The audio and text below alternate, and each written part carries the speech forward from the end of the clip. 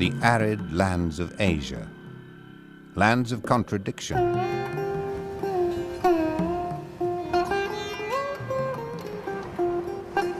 The sandy deserts of India are separated from the parched interior by the mighty Himalayas. In their rain shadow lie the deserts and dry grasslands of China and Mongolia. The stony Gobi Desert is further from the sea than any place on earth. Fierce summers are followed by bitter winters. North of the Gobi, on the grasslands of the Mongolian steppe, temperatures can plunge to minus 50 degrees.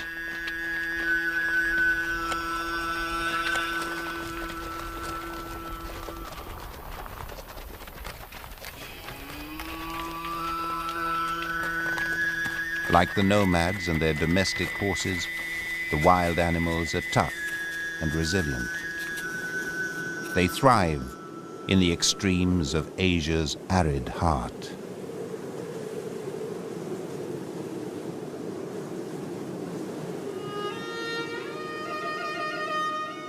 The long winter is ending on the steppe grasslands, home to a wild animal the Mongolians know as Tarki, the spirits. Westerners call them Przewalski's horses. They're the only true wild horses in the world. The 7 mares of this herd are pregnant. Their foals will be born in a month or 2, in the short summer, when they'll have the best chance of survival. Tarki are distinguished by short, upright manes and stripes on the backs of their legs. They're closely related to the ancestors of domestic horses, but Tarki have never been tamed.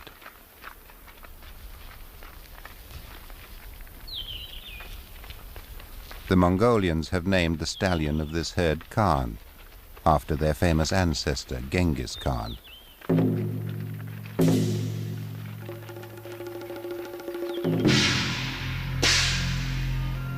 In the 13th century, Genghis Khan rode out from here to create the largest empire the world has ever seen. The Mongol Empire spanned 8,000 kilometers of grasslands stretching across Asia into Europe.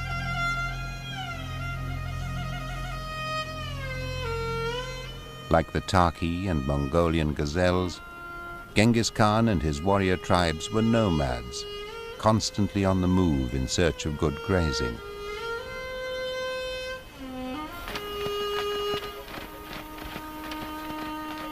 Mongolia remains a sparsely populated land of nomadic herders.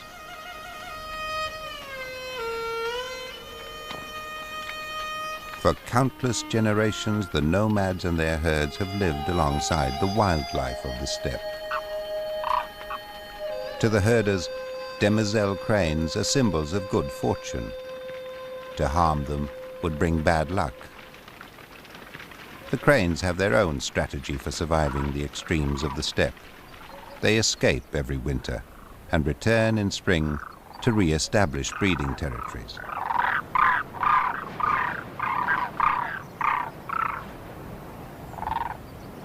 The arrival of a male joining his mate ruffles territorial feathers. During the breeding season, each pair defends an exclusive territory a few hundred meters across to ensure they get the food and water they'll need to raise a family.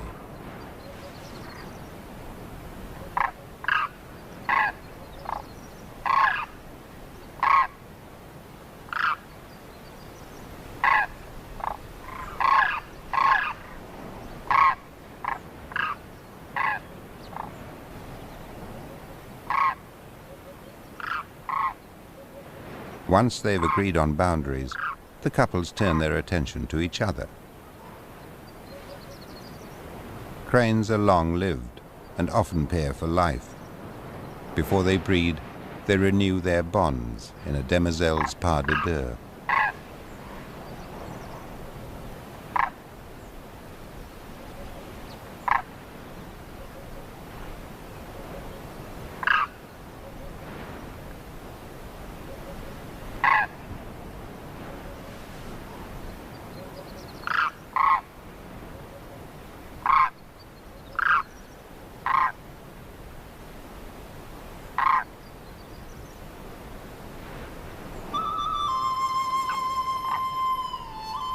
Like all demoiselle cranes, this pair have returned to breed in the valley where they were born.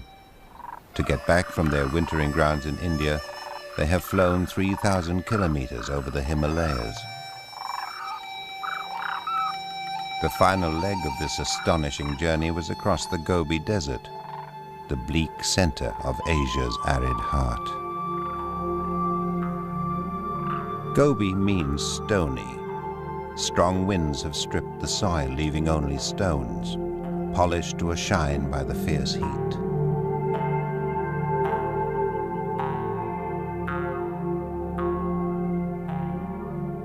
There's very little water. At the puddles that pass for water holes, animals often have to dig to find moisture. As summer temperatures soar to 50 degrees, any water soon evaporates, leaving only soda crystals.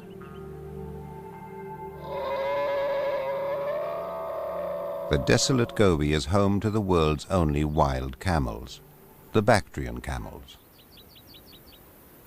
Little more than 1,000 of these two-humped nomads remain, roaming the deserts between China and Mongolia.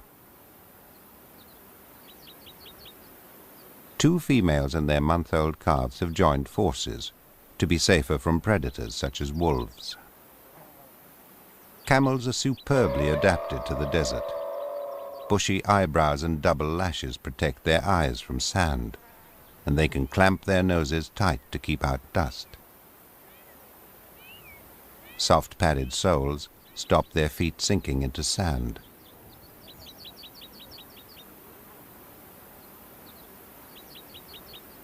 Camels can go for up to 10 days without water. Their humps hold reserves of fat to sustain them while they wander the desert in search of food.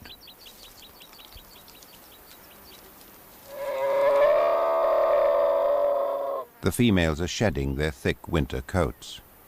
The summer ahead will be short, but intensely hot.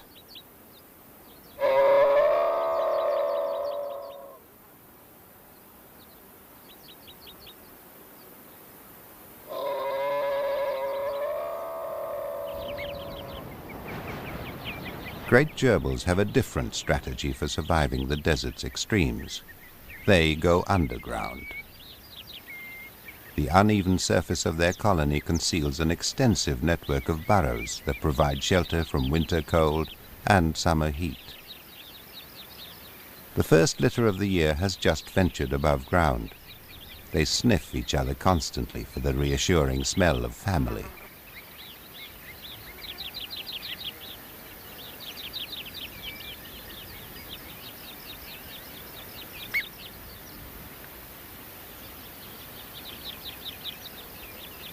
Great gerbils are one of many rodents who've adapted to the desert. They get all the moisture they need from plants. But even the best adapted desert shrub depends on occasional, unpredictable rain.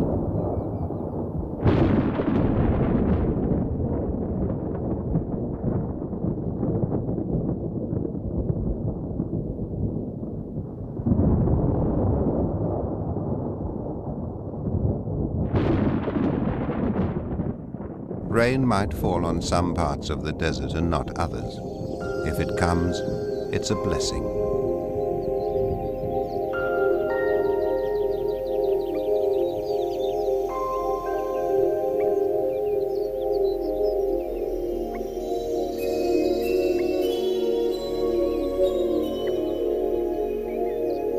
In most years, only 50 millimeters of rain falls, most of it in summer. Desert plants can wait a whole year for a single shower. When it comes, they respond rapidly.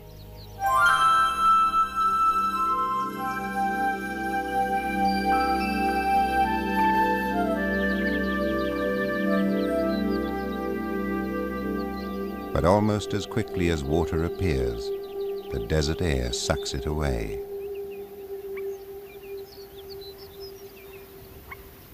A strange parasitic flower steals water and nutrients from the roots of desert shrubs, enjoying a growth spurt after the rain.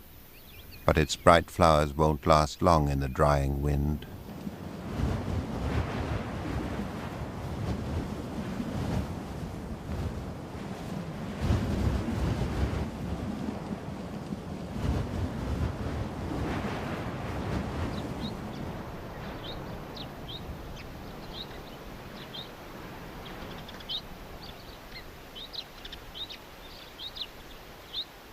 During the day, beetles write their signature in the sand.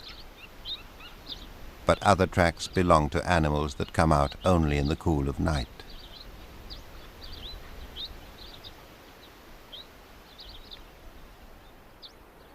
The hairy-footed jerboa is a relative of the larger great gerbils. Also known as a kangaroo rat, the jerboa leads a solitary life.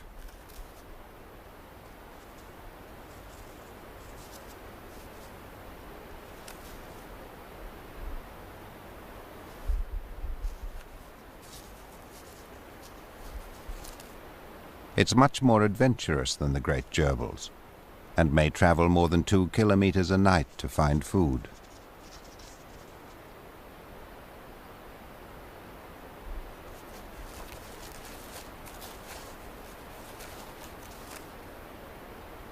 It's a skilled digger, busiest just before dawn.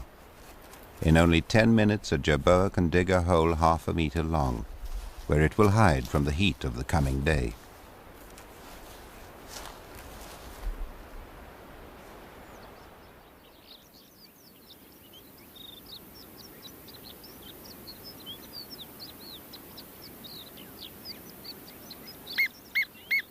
Great gerbils are also good diggers. By continually living and burrowing in one place, they reshape the environment to suit their needs. They're like gardeners, turning the earth, fertilizing it with their waste, and living off the plants it nurtures.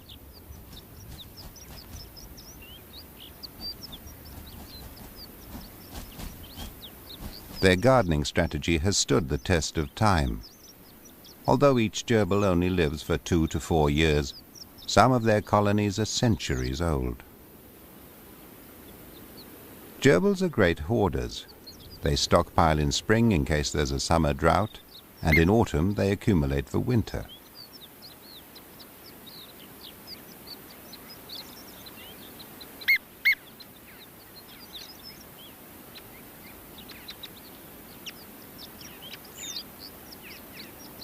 They spend long periods cropping the lush salsola bushes, which flourish because of the pruning and manuring they get from the gerbils.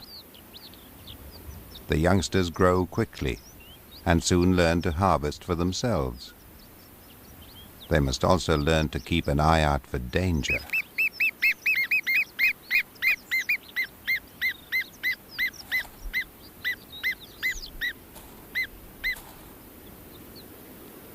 A quick retreat foils the black kite, who continues to hunt, scanning the desert with sharp eyes.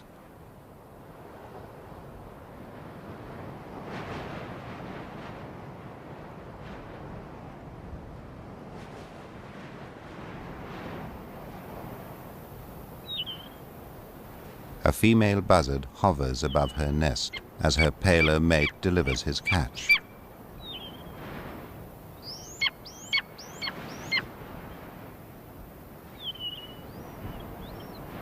He's left a vole, which she shares between their chicks.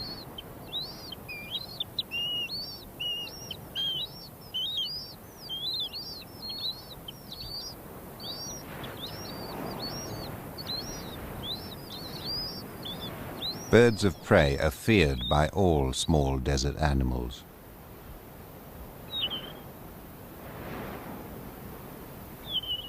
A vole spends as little time as possible above ground.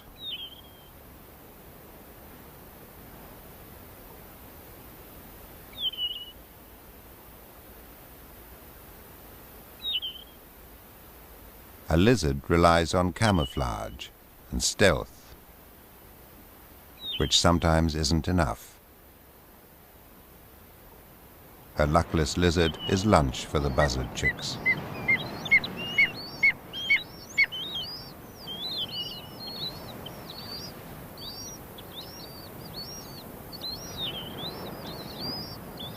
The male buzzard will be a constant presence in the summer sky as he hunts for his growing family.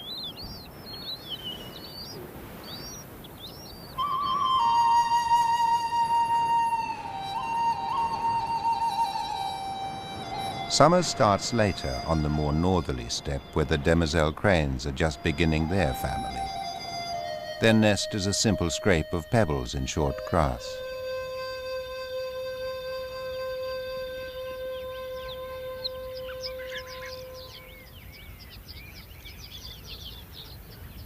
When the female returns from feeding, she rolls her egg before settling.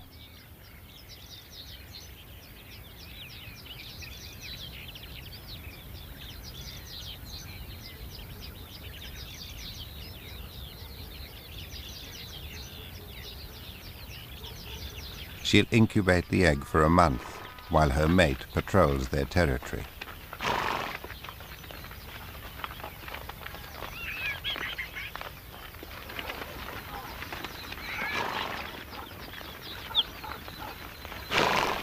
Cranes raise just 1 or 2 chicks a year. As the herders move their horses to and from water each day, the female sits tight on her precious egg.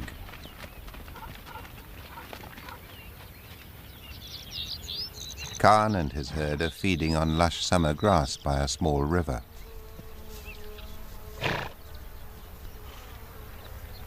Five Taki foals have been born in the previous month. They boost the numbers in Khan's herd to 18.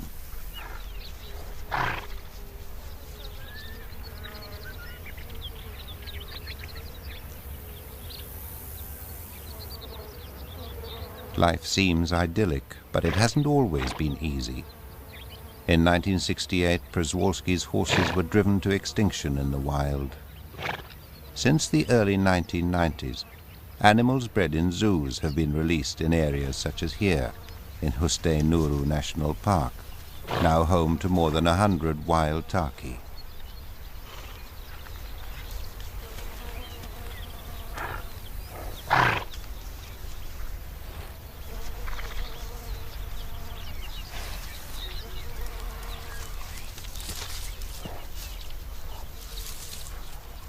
Khan is the dominant stallion in a herd of 7 mares and their offspring. There's a clear hierarchy within the group, but there are also strong bonds between individuals, which they reinforce by mutual grooming. A low-ranking horse who tries to join in is chased off.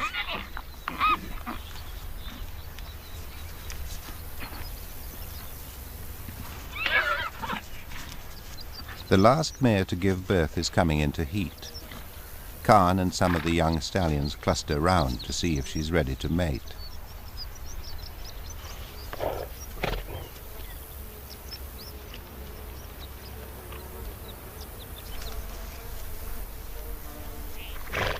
Khan's sniffing tells him she's not yet ready. The mare lashes out at the unwanted attention. Khan leads. When he judges the time is right, he'll chase the youngsters away. Domestic cows have also been attracted to the rich grazing. Khan considers them a threat.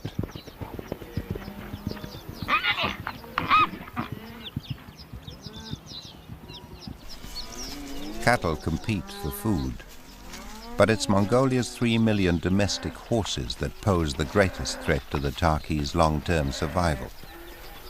The two species have different numbers of chromosomes, but can still interbreed. The risk of Taki genes being swamped by domestic horse genes is very real. But if Khan has his way, this domestic herd won't stay long.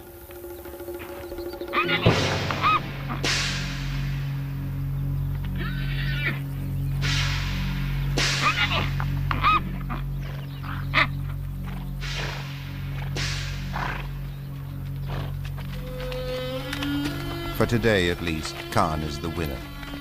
He asserts his supremacy with a pile of dung.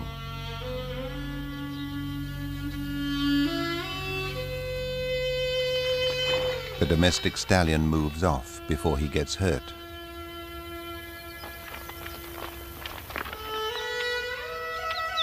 The Taki's grassland home is shaped by another much smaller animal. Marmots are the rodent gardeners of the steppe.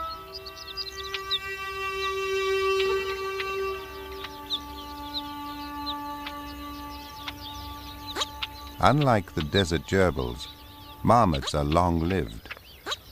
This female could live to be 10 or even 15 years old. She didn't give birth until she was 3, and she may not breed every year.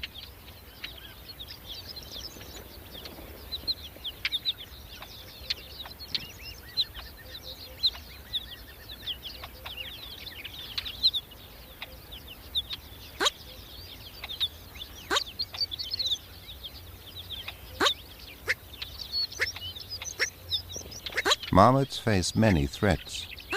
The most serious comes from herders, who kill more than 1 million a year for fur and food.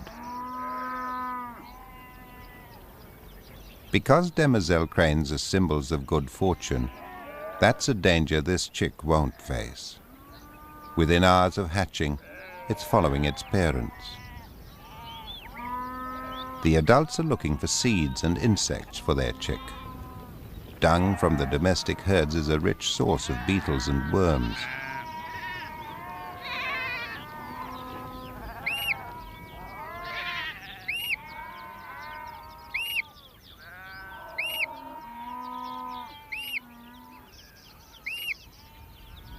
The parents keep an eye out for danger.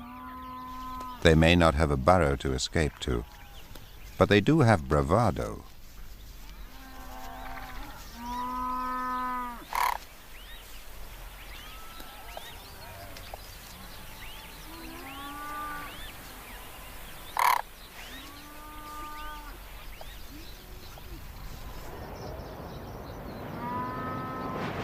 The cranes are in a race against the seasons. They have just 2 months before they have to leave their summer home. By then, their chick must be able to fly. But the family will stay together until the following spring, when they will return to their valley.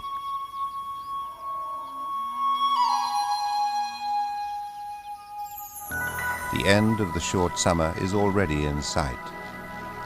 Grassland flowers rush to bloom and seed as the first frosts turn the steppe gold.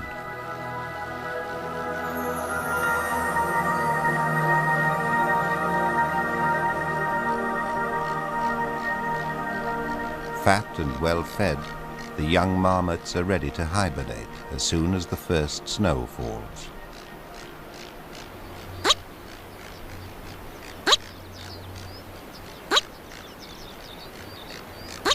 The coming winter will be the first true test of the young wolf's hunting and survival skills.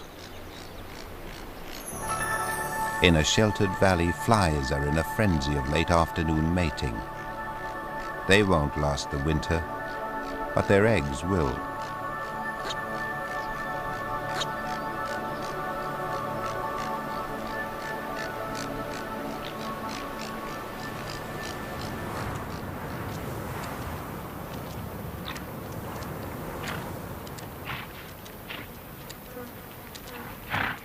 Two tarki are braving the swarms to feed on the rich valley grasses. One was the first male born in Khan's herd. His name Munlai means firstborn. He and his half-sister have been chased from the herd by their father. It's the stallion's way of preventing inbreeding.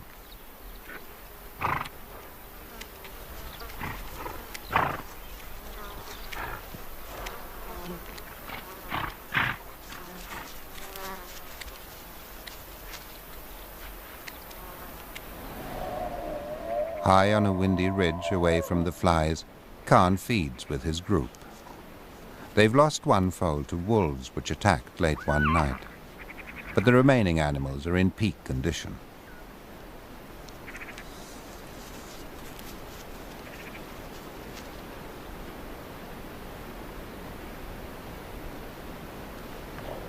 The 4 surviving foals are growing their first thick coats.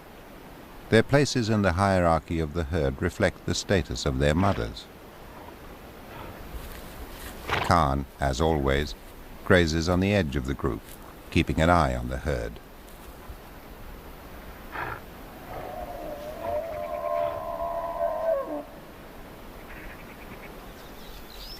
The herd instinct is very strong. Munlai and his half-sister have teamed up for company as they search for another herd to join. But they'd rather be back with their family. Khan sees them coming. He heads off to drive them away again.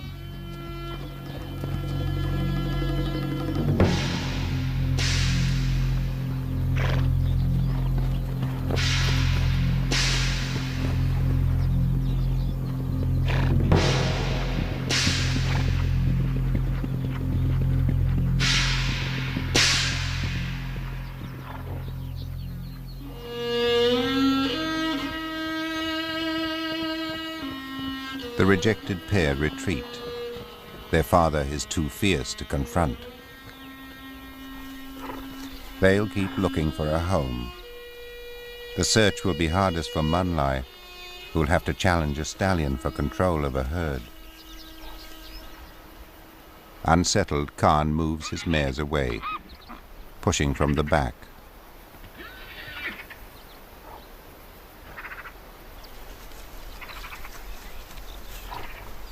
Several herds use this river valley, and they often meet. Ahead are 4 young stallions.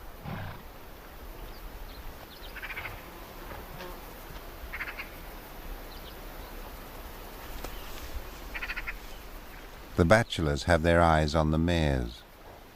They just continue on their way.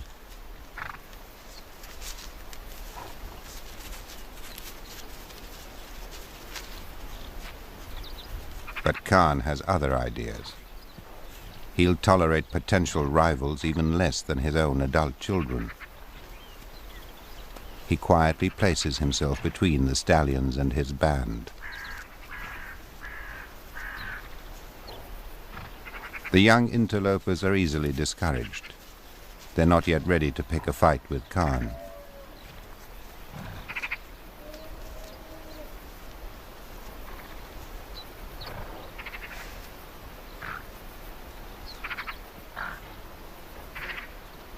The top bachelor stallion herds the others as he hopes one day to herd mares.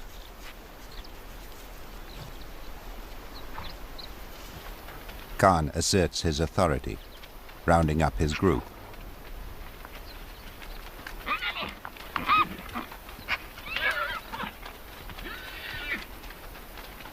He snakes from one side to the other, his head low.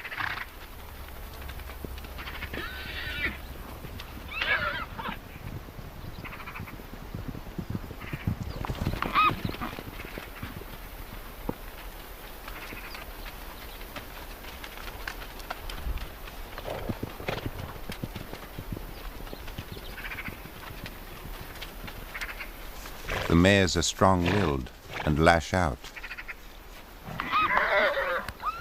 Their hooves can hurt, but Khan persists, pushing them where he wants to go. Khan has controlled this herd for 5 years and is still in his prime. One day he'll be toppled by a younger, stronger stallion, but for now he's secure.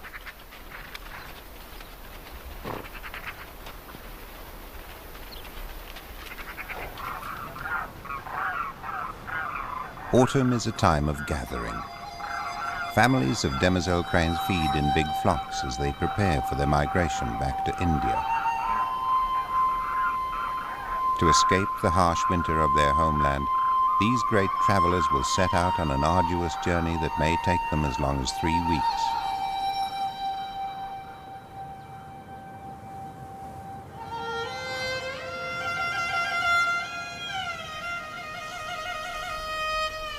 Huge herds of Mongolian gazelles, up to 30,000 strong, also gather in the grasslands. They've spent the summer in smaller groups, grazing where they can, but the coming of the rut brings them together.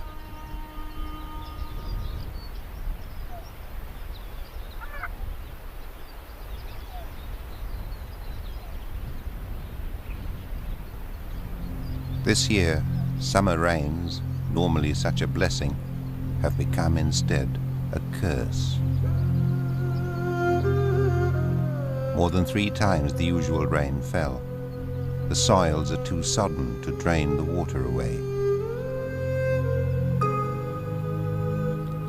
Months of walking in water and mud have taken their toll. The herds are full of limping animals. The gazelles are suffering from highly infectious foot rot.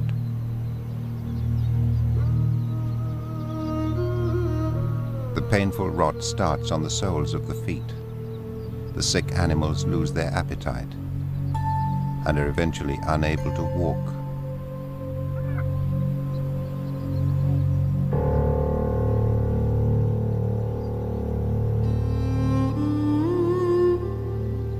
Each body has the telltale swollen ankle of foot rot. This isn't the first time unpredictable rains have devastated the gazelles, and it won't be the last. Nearly a quarter of them have died, but in the next good year, numbers will bounce back. The herds move on, heading for winter rutting grounds.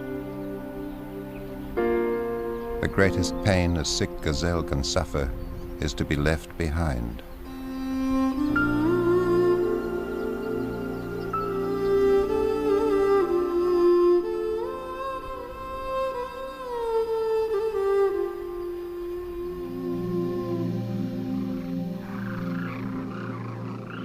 High above the Himalayas, 4,000 demoiselle cranes arc across the highest mountains in the world. They've already flown 2,000 kilometers and climbed to an efficient flying height of 7 or even 8,000 meters.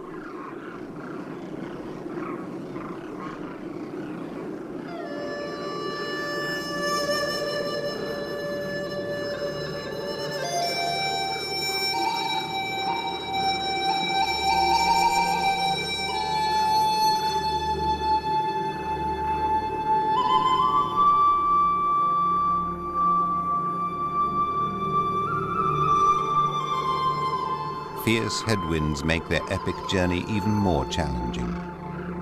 If the cranes lose height, they must circle in search of thermals of rising air, which they can ride back up to cruising altitude to continue their journey. But sometimes they just circle for hours.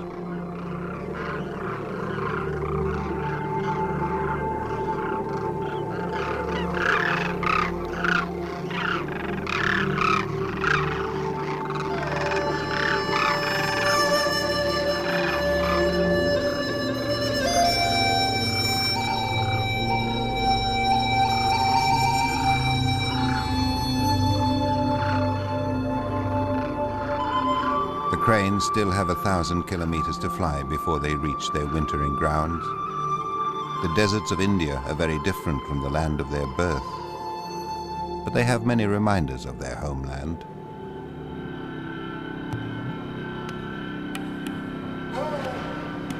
As on the steppe, animals live alongside people in the hot coastal desert.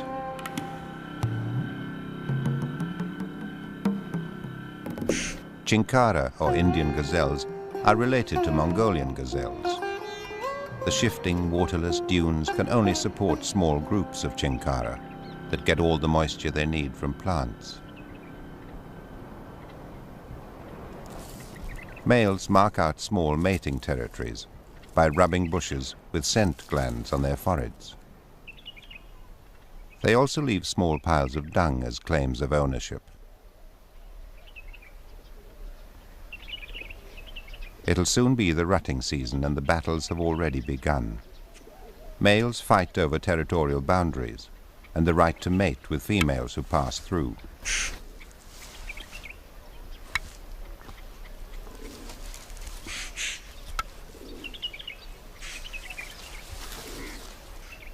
As the rutting season gets closer, the contests will become more intense.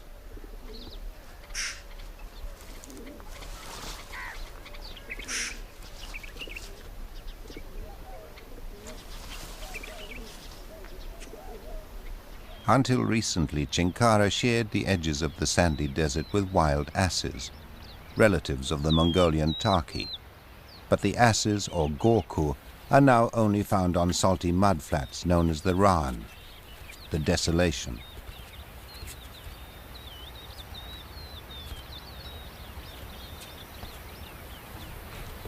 In most years, the monsoon floods the low-lying mud flats. But this year, the summer monsoon didn't come. A few showers greened the plants, but the Rann didn't flood.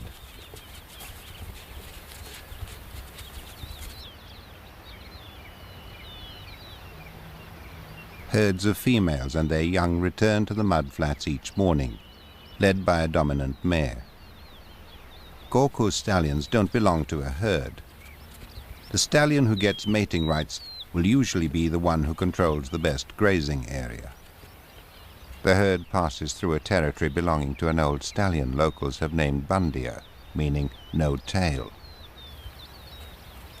For the past few years, he's held a prime territory and fathered most of these foals. But earlier this year, a young stallion drove him away, and the mares aren't interested in stopping in his new area. They're heading instead towards better grazing in this young stallion's territory. He carries on feeding until the females have settled for the day.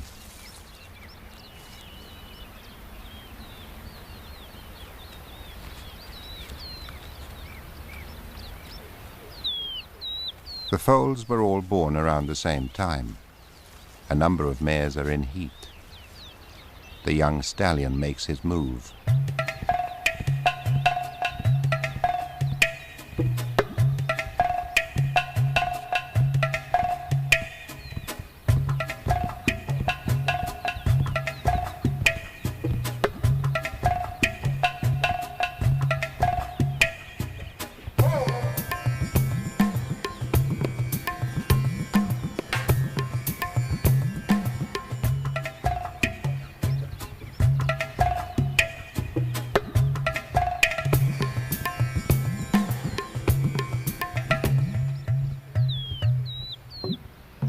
The mares seem reluctant to let him get close, but he persists.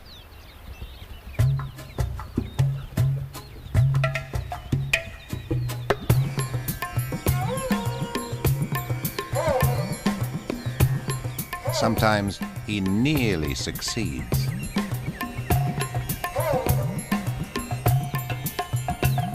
But it's mid-afternoon before he gets his first mating.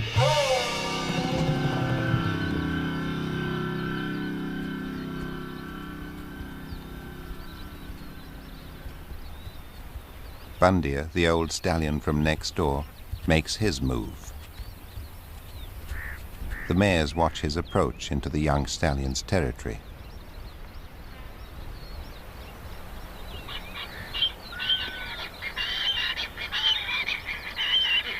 From a distance, Bandia brays to catch his rival's attention. The young stallion takes the bait. Luring the young stallion away from the mares, Bandia races across the mudflats with the youngster in hot pursuit.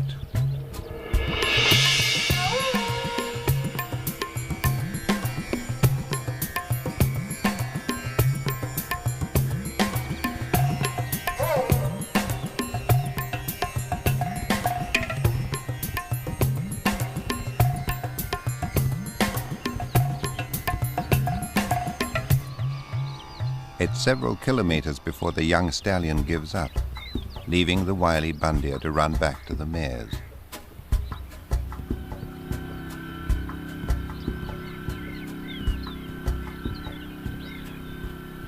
The young stallion was already exhausted after a day chasing the reluctant mares.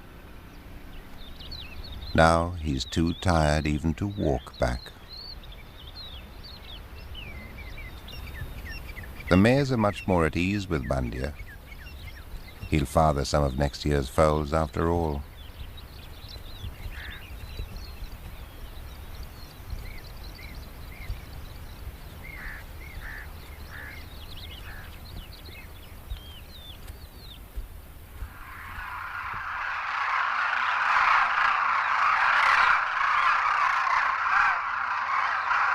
The demoiselle crane's breeding season is well behind them. After their epic autumn migration, they're passing a leisurely winter.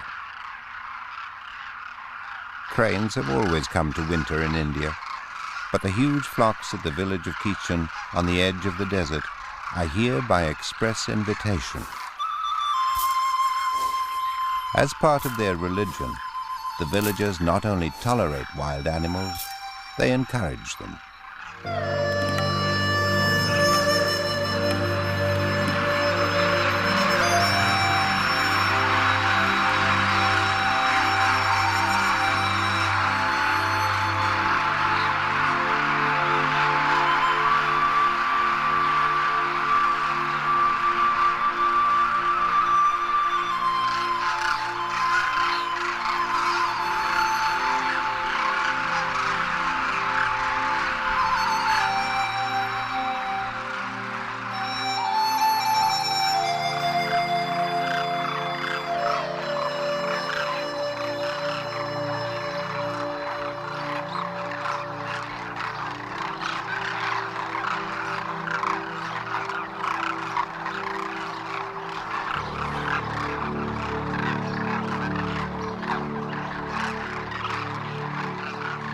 The paler-headed cranes are juveniles, spending their first winter in India. When they return from Central Asia next year, they'll bring young families of their own.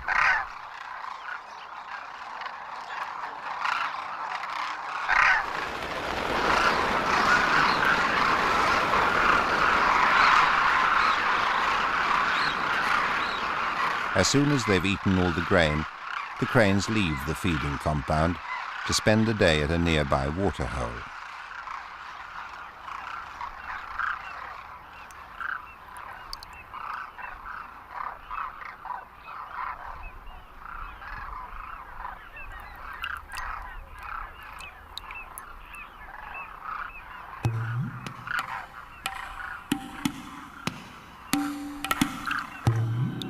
It's too hot and crowded in summer for cranes to breed here, but the Indian desert is a perfect winter resort. Daytime temperatures are in the 20s and only drop to 0 at night. Conditions are pleasant compared to the winter the cranes left behind in Central Asia.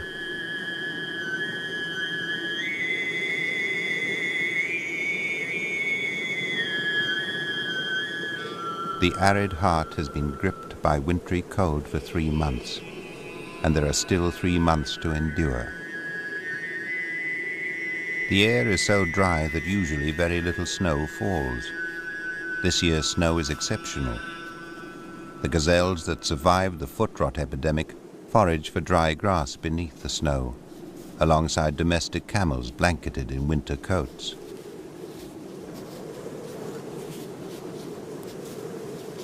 Temperatures are often in the -30s and can plunge to -50. They're pushed low by the huge Asiatic anticyclone which covers the continent through winter, and by icy wind sweeping down from the Arctic Circle.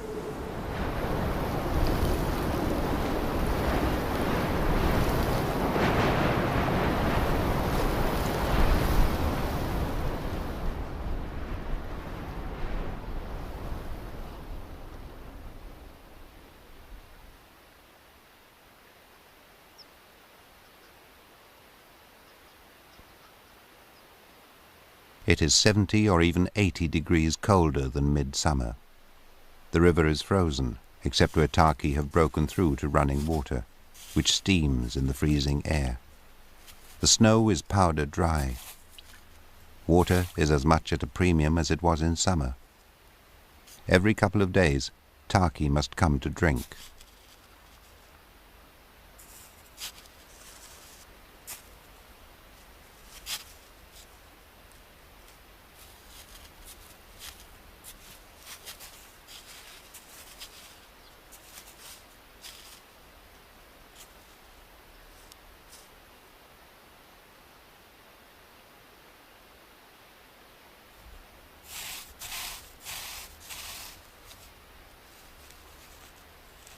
Food is hard to find beneath the snow.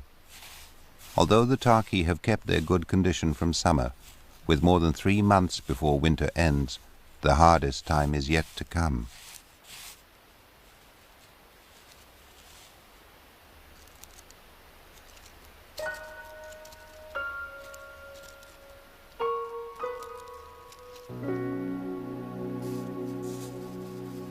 The winter has been good for Khan's son Munlai.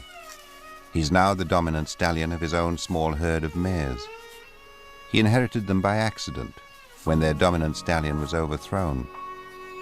The mares didn't want to join the victor's herd and instead chose Munlai. In the coming season, Munlai, the firstborn, will sire his own first foals.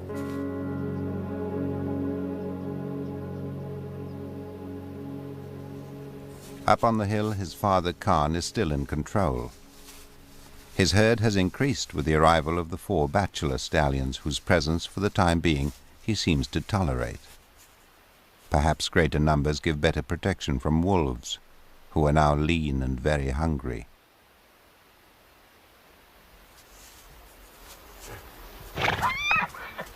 The young stallions vie for status.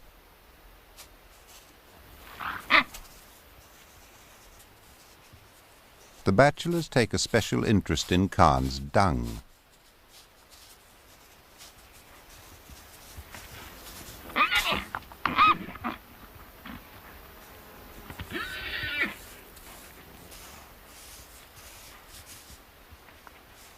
They roll in the dung, as if covering themselves in Khan's smell will help them rise to his rank.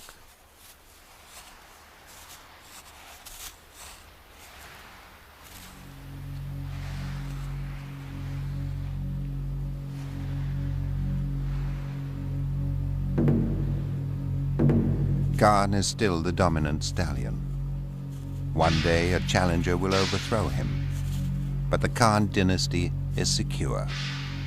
Already his daughters are producing the next Taki generation, and his eldest son leads a herd of his own.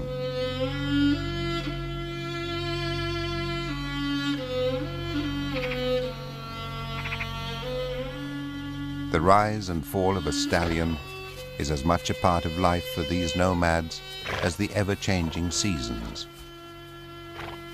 These spirits of the steppe know that just as winter began, so it will end, and the summer to come will bring new life to Asia's frozen heart.